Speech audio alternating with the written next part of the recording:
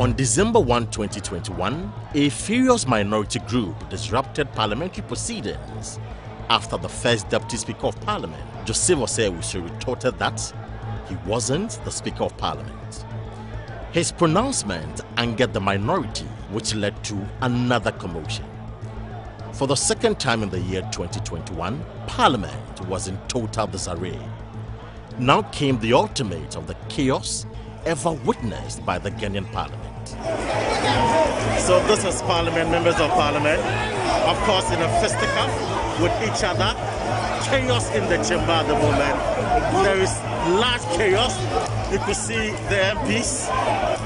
This time, the fight and acrimony had reached a crescendo. The MPs were physically at each other's throats, shoving one another and punching the faces of others. Three major disturbing scenes characterized the first year of the 8th Parliament. But how did we get here? In this documentary, I explore the conduct of the MPs in the 8th Parliament to establish the benefits or dangers of having a hung parliament.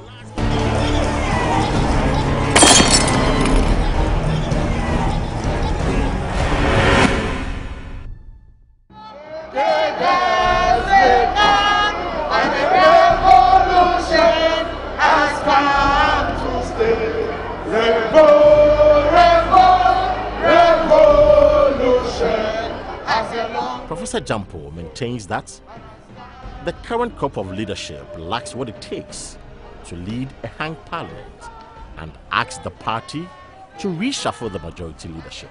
Well, we're going to have this from now up to 2024. And either the current leadership change, but of course a leopard has its skin. Even if it falls into water, it can change. Okay, so let them appreciate. They are honorable members of parliament, and you have a situation at hand. How to deal with that situation in a manner that will ensure that government business will not unnecessarily be frustrated is what we're talking about. So you think that the political parties should begin to consider an overhaul? If they are now, the leadership? Well, if they've not thought about this, then I'm telling them. How soon should it? If they've not thought about it and they want to maintain the same kind of leaders leading them in these processes, it will be up to them. So, but I think that you need a certain caliber of leadership whose language would be so conciliatory to the point that you may not have to bring people outside parliament to intervene. But in a sharp response, the majority leader, Osei-Chairman Bonsu, asked Professor Jampo not to stick his nose to where it doesn't belong. Is he with us? He's a diet in the wool NDC. Everybody knows that. Is he the person qualified to tell us which players to field in our team? Is he the person to tell us? Now let's be realistic about this. Let's be realistic about this. He's not the person to tell us the players that we should field in our team. He should keep his advice to himself, with respect to him. Because everybody hears him, his pronouncements. Have you heard Jampo ever condemn NDC? He's a political scientist. But let's get it clear. Our own statements have always been to react to what the minority have said. And that is difficult for Jampo to accept. And he's not advising them not to be engaging in what they are doing, but rather we reacting and explaining matters to the general public. He is blaming us rather. That's why I'm saying that if that's the situation, he keep his advice to himself. I can't have an adage. I must say, why don't you want to admit that most of these things are being started by the NDC? But you are quick to say that rather it's the leadership of the majority. The Asawasi NP, who is the longest serving NP in the current leadership of the minority, claims a meeting was scheduled to interrogate the attacks on the speaker. In the said meeting, the majority leader was admonished to shun away from attacking the speaker publicly. Although Chairman Bonsu had agreed to the proposition, he breached the agreement shortly after the meeting. And this one, I mean, I'm sure also if you could be a man. And I said, Majority Leader, you are not helping. Because it looks like you are still leading only your side. It's only the minority that leads only his side. A majority that doesn't lead his side alone. He leads both sides. You are not doing that. And because I'm noticing that there's some ego running between you and the speaker. And in my view, both of you needs to pause. So we talked, and the bottom line that I insisted that we, the leaders, the 12 of us, should go and meet the speaker. We agree. I think some kind of gentleman. Majority leader, speaking against the speaker in public is not helpful because he doesn't have the same opportunity. The speaker cannot call for a press conference. It's not done. So even when you disagree with him, we beg you, use another person. Let another person within your caucus do it. As for you, when we meet in the room, then you point. I swear to God that criteria. That very evening, majority leader was speaking to the press against the speaker. He says he criticizes you. That's very evident. But speaker cannot respond to you in the public. So now you see the sad thing. To the extent that for the first time in my life in parliament, almost 2 decades, minutes of parliamentary service meetings and other things are leaked in the press as a way of speaker trying to defend himself. That's terrible. But who calls out? It's terrible because these are confidential things that even minutes have to be leaked in a way to defend the speaker. It is about the speaker and not a speaker. The speaker, so you come to 102, which provides. But the majority leader argues that the speaker has, in some instances, displayed blatant bias. He, however, added that, as one of the senior members of the House, accustomed to the rules and procedures, including having a better appreciation of the standing orders, he indulged in the criticisms of the speaker to ensure Mr. Babin toes the line of balance. I disagree with him on some of the things that he has done recently or has been doing, but it doesn't mean that we are enemies. There are things that I would consider that is not being fair, right? But to say that it's been partisan, I don't want to go into that. And occasionally, I will tell him my disagreement. Even when we go into pre-sitting meetings, he will make a point, and I will tell him, Mr. Speaker, I disagree with you on this. Or maybe what you are saying, as far as this matter is concerned, I don't think is the truth. That's how we relate to each other. As far as I'm concerned, I criticize to reform. If you take it fair and fine. The speaker may also disagree with me on maybe something that I will say or perhaps I may not do, that he will think that I ought to have done something that I didn't do. He may disagree with me and point it out to me. Is he an enemy? No.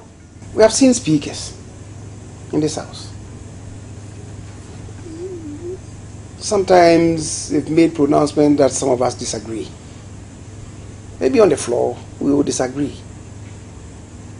But when matters come involving the speaker, like this matter about the security, then immediately the minority will come rallying around the speaker. You see, it's always NDC. It's group solidarity. Anything about the speaker, let's rally around him. And that is what I find uncomfortable. Because we should not reduce matters to the speaker and the rest of parliament.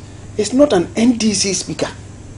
He's a speaker for parliament, and it must be so recognized.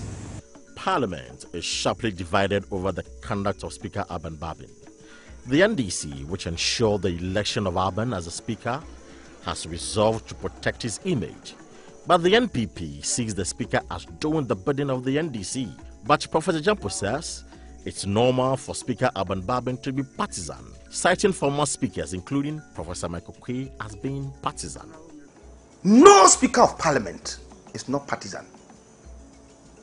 Every Speaker of Parliament we have had in Ghana has been partisan. All over the world, Every speaker of parliament has been partisan. Were we not there? Didn't you see Nancy Pelosi openly shredding the speech of Donald Trump? He's a partisan speaker of parliament. Justice D.F. Fanan was partisan.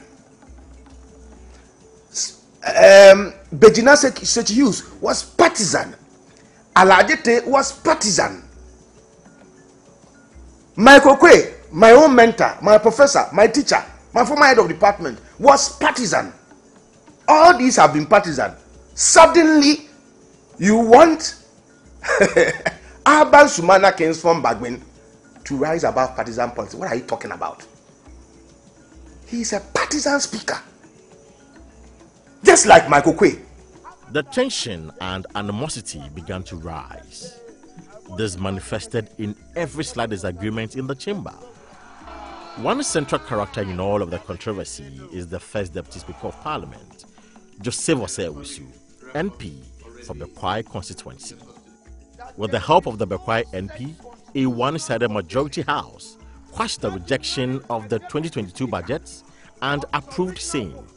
At this point, the Speaker had traveled outside the country to seek medical attention. The minority, unhappy with the development, moved the motion of rescission to quash the approval of the budget by the NPP caucus. The minority leader, Haruna Idrisu, rose under Order 51, which reads, "At the time appointed for the purpose under Order 53, any member may, with the prior approval of Mr. Speaker, move a motion on a specific matter of urgent public importance. A member who desires to make such a motion shall, before the commencement of sitting, submit to Mr. Speaker a written notification and statement of the matter to be raised." First, it must be clear that a deputy speaker is not a speaker. Mr. Speaker is not a member of parliament. I am a member of parliament. The Honorable Second Deputy Speaker is a member of parliament, and our role is to assist the speaker in managing this house. After long hours of debate in the chamber, Joseph Osei-Owusu threw out the motion by the minority. According to the minority, the first deputy speaker should have put the motion of rescission filed by the minority leader to a vote instead of ruling on the matter. The minority argued that since Joais declared himself as not being the speaker, he lacked the powers to rule on such a motion. Chaos broke out. That is before the House. No. How can he rule on the motion? He cannot rule on the motion before the House. How can he rule? Show us the standard order. You are not a speaker. You say you are not speaker. You are not a speaker. You are not a speaker. You are not a speaker. You don't get cooperation from us. You are not a speaker. You are not a speaker. Get on. Away. You are not a speaker.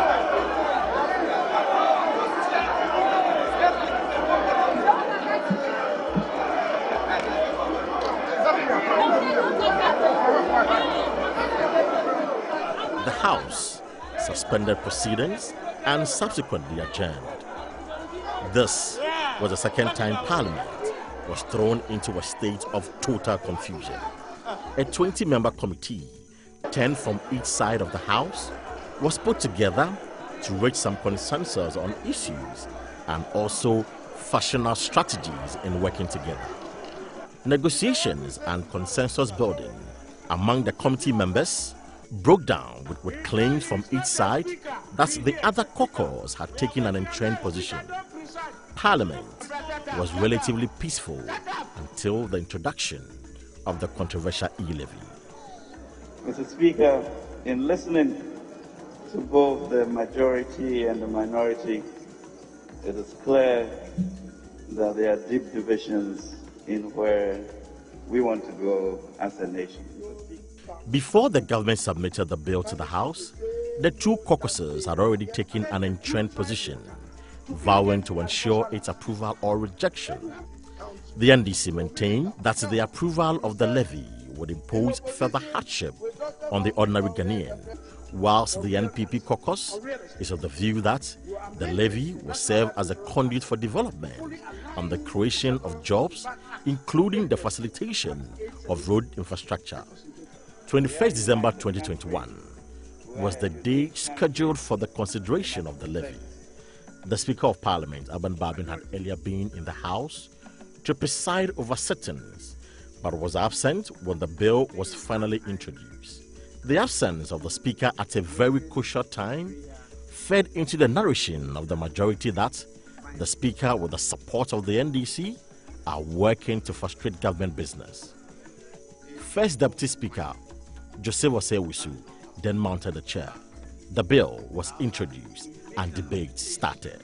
Mr. Speaker, no, but just one, you have not cleared the lobby. You have not cleared the lobby because you still have ministers who do not have votes within the midst of the people. And two, Mr. Speaker, the rules require that we appoint two tallies from both ends. We need to appoint two tellers from both purposes. Let's go after that. Has not been done. Let's go. So we need to get it right, Mr. Speaker. Order 109 of the Standing Order says, Mr. Speaker shall have neither an original nor a casting vote, and if upon any question before the House, the vote equally divided, the motion shall be lost. Order 109.3 also says, a Deputy Speaker or any other member presiding shall not retain his vote while presiding. Joseph Osei-Wisu, who was to ensure that the division called by the Minority Chief Whip is carried through, announced his decision to participate in the voting. He argued that he is a member of Parliament for Bekwai and entitled to a vote. But let me put on record that as soon as I leave the seat, I'm entitled to vote. The mystery.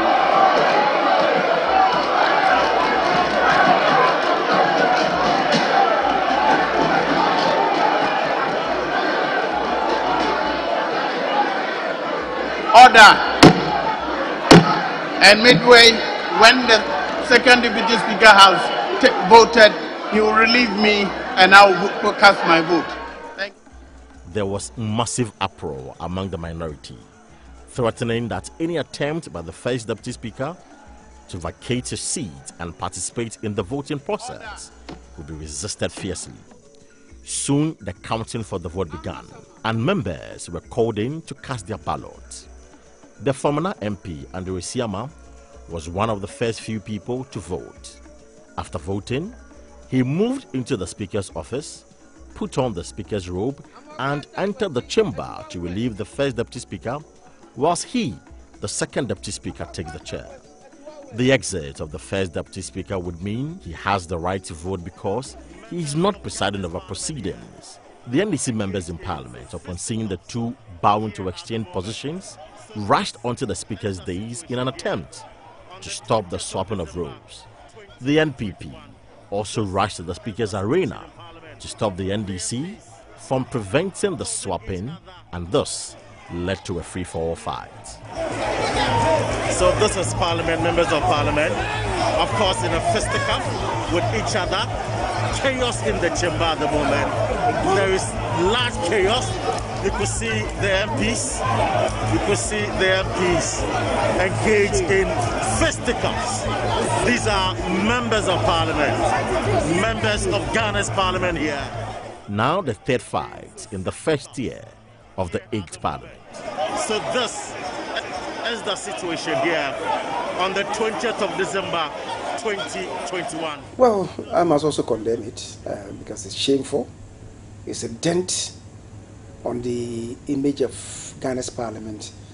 To us in leadership, that is occurring at our time. And we should bow down our heads in shame. It's a dent on the Parliament of Ghana, and indeed a mortal wound on Ghana's democracy. We got off to a bumpy start January 7th, and we saw some leaders attacking ballot boxes. Some in leadership doing that. You saw some in the extended leadership booting down polling booths. You saw that. And you saw somebody also snatch ballots and attempt to run away with it. I mean, it's such a shameful incident that day, what happened. And then December, these rowdy scenes, fisticuffs. And I saw some members, attempt to slap their own colleagues. And he took pride in that. And such people, when it comes to discourse in the plenary, they are found wanting. Do you see them? And he thinks that he must exhibit bravado. Is it the display of bravado or brawn or brain in Parliament? In Parliament, it's about brain power, not the display of brawn. Professor Ransford Jampo, a political scientist, argues it's okay for MPs to fight. Listen to me, a hung parliament has got its own features. One of the key distinguishing features of every hung parliament is its susceptibility of degenerating into political fisticuffs. It is there. That is its nature. Okay, every hung parliament can degenerate into physical fight. It is there. But you see, in politics, countries that are determined to climb higher the ladder of democratic progression copy the best practices.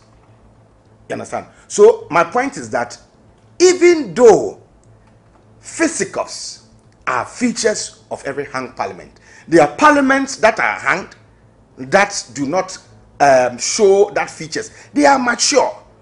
And so rather than looking at countries that have fisticuffs because they have hung parliament, let's look at other countries that have tolerance and that are able to dialogue and reach consensus with their hung parliament and copy them.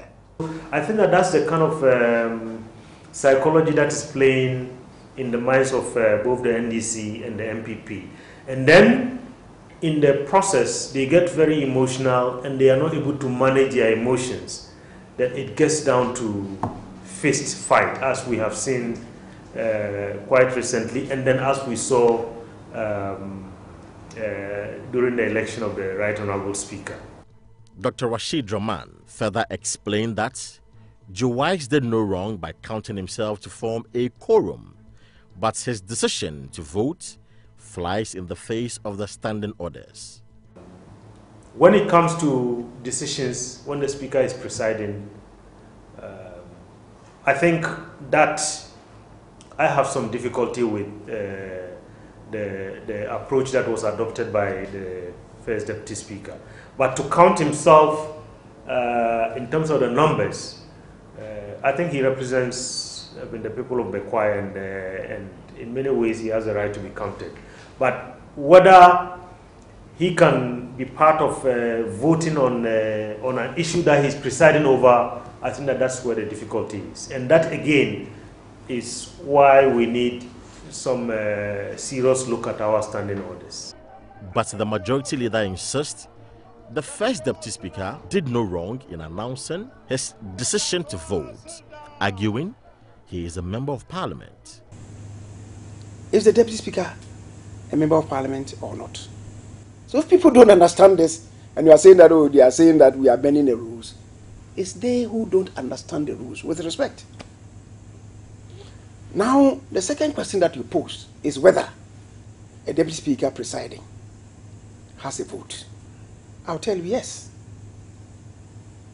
It's trite knowledge, it's trite constitutional law that if we are talking about two things at the same time, and the law states in emphatic terms that this one is negatived, and the second one, there is muteness on that, it means that the second one has not been prevented from doing what is required to do.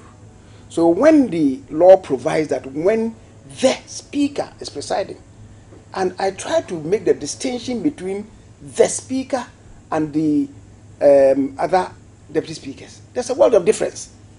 The first day, you remember, that was when the speaker agreed, the deputy speaker presiding agreed with me that he is not the speaker. And people did not even understand the distinction that I was making. Because you see, if you think that the deputy speakers are also the speaker, whenever the definite article there is applied to speaker, it means the speaker that we voted for at the very outset, at the inception of Parliament, the inauguration of Parliament. He is the speaker. Deputy speakers, when they preside, because they are members of Parliament, they don't lose their votes. The speaker, you were sitting there. You didn't say yes. You didn't say no. And we are challenging to know those who truly said yes and those who truly said no. And you say, I'm going to vote. And everybody says that, we shall be patient. If we were patient and he came down and voted, why are you going to challenge that? Whereas I agree that what's happened is shameful. But how else could you prevent that from happening? Later I heard the majority of the time to lie that, oh no, he wasn't even well, he was there trying to change over. But the videos are there. He himself openly said it. I will vote. So when he was extending with the second deputy speaker, I mean, with a greater respect, even the most stupid person knew that he was changing to go and come and vote.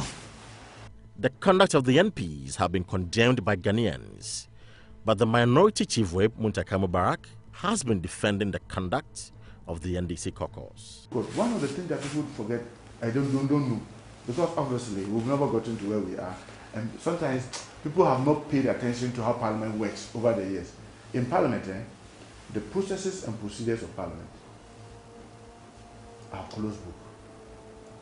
When we say it's closed book, anything that happens in the Chamber of Parliament, in terms of its processes and procedures, when it is done, you cannot challenge it in any court.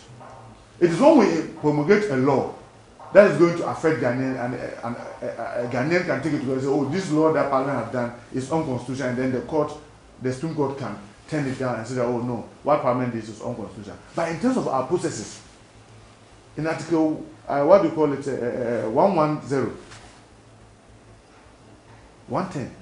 it's clear. The Constitution itself mandates Parliament to promulgate the processes that we will use to govern what we are doing. So because of that, if you sit in the chamber and the processes are abused, you cannot challenge it anywhere. So because you cannot challenge it anywhere, if you allow it to go, it goes against